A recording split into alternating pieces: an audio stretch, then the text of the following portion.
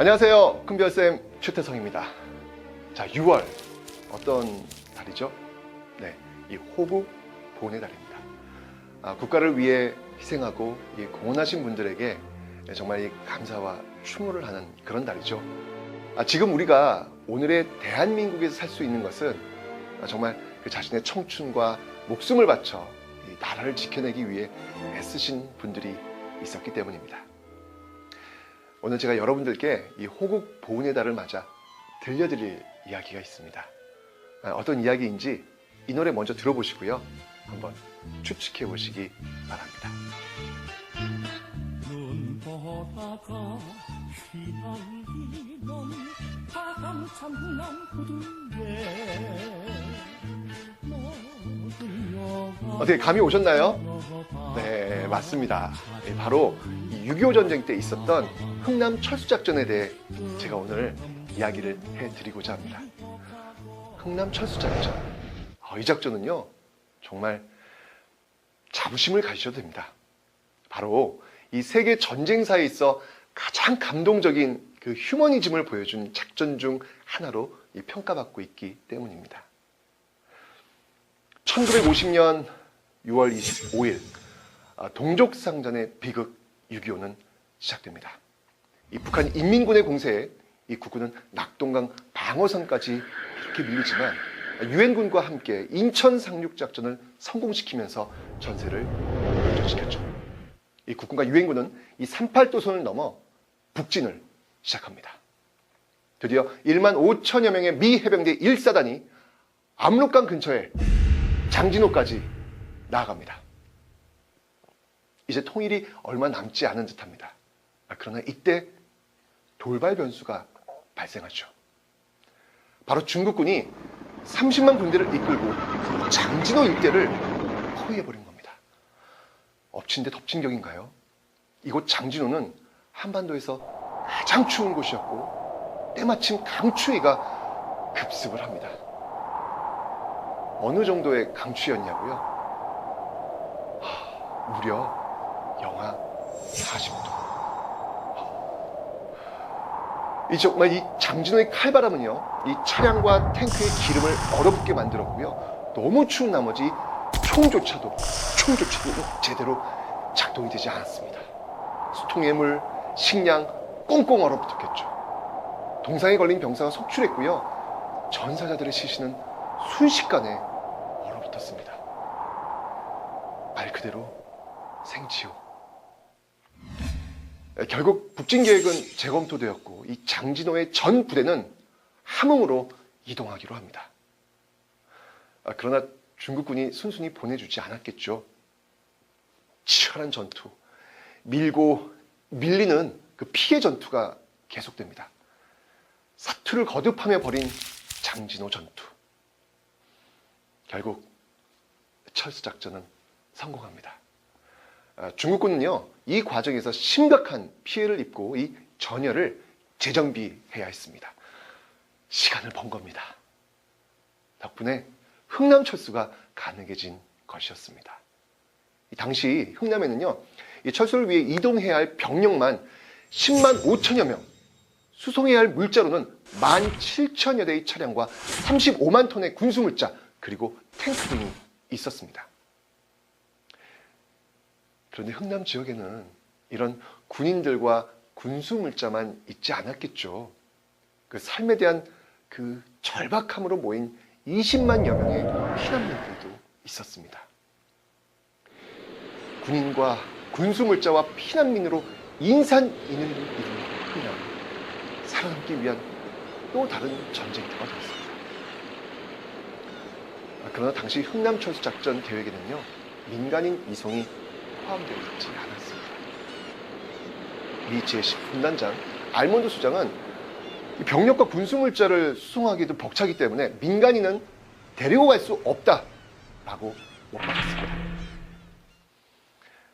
이때 당시 미 제10군단에서 이 군대와 주민들 간의 문제를 해결하는 부서인 그 민사부 고문을 맡고 있던 현봉학 박사가 단호한 알몬드 소장에게 간곡히 부탁합니다. 이들을 외면할 수 없습니다. 적이 사방에서 쳐들어오고 있습니다. 이대로 가면 저 사람들 다 죽습니다. 승선시켜 주십시오. 국군 지휘관들도 가세합니다. 만약 피난민을 승선시키지 않는다면 국군은 그들과 함께 육로로 내려가겠습니다. 국군은 피난민을 안전하게 돌봐야 할 의무가 있기 때문입니다. 라며 피난민들과 함께 철수하겠다는 의지를 강력히 피력합니다. 알몬드 장군은 감동합니다.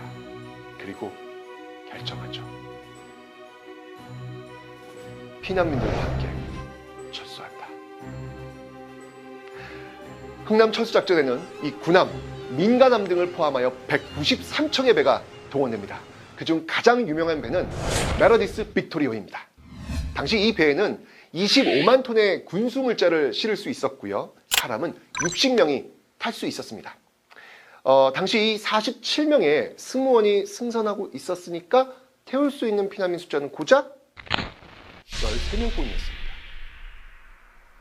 어떻게든 그 선택받은 작은 공간에 몸을 싣기 위해 아비규환이 되고 있는 흥남부두. 그 모습을 지켜보고 있던 빅토리오 선장 레너드 라두. 그는 명령을 내립니다. 배에 실려있는 무기를 버리라. 그리고 사람을 태우라.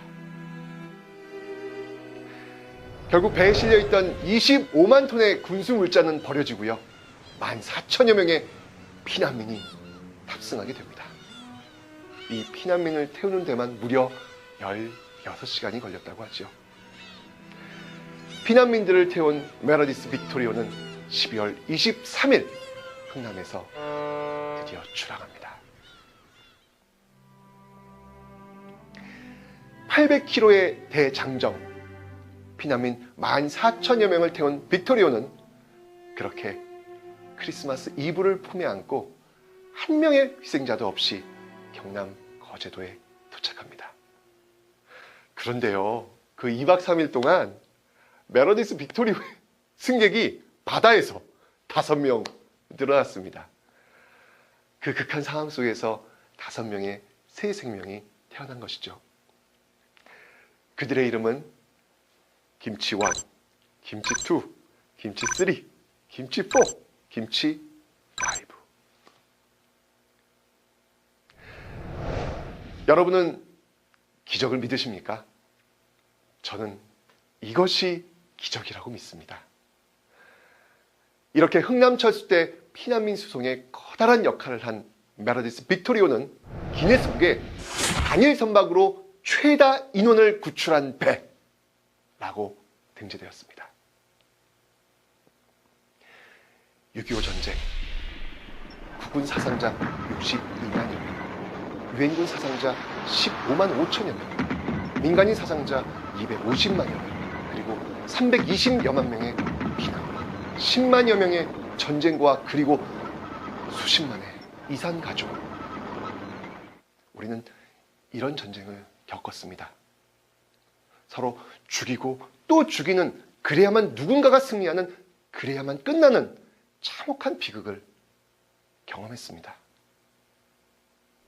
그러나 인간의 존엄과 인권이 내버려지는 그 전쟁 상황에서 한 사람의 생명이라도 지켜내고자 했던 많은 사람이 있었습니다. 그래서 살아남은 생명이 지금 우리의 시간을 또 쓰고 있습니다. 이것이 역사겠지요. 바로 휴머니즘의 역사. 6월 호국 보훈의 날을 맞아 사람이 먼저였던 흥남 철수작전을 다시 한번 생각해 봅니다. 감사합니다.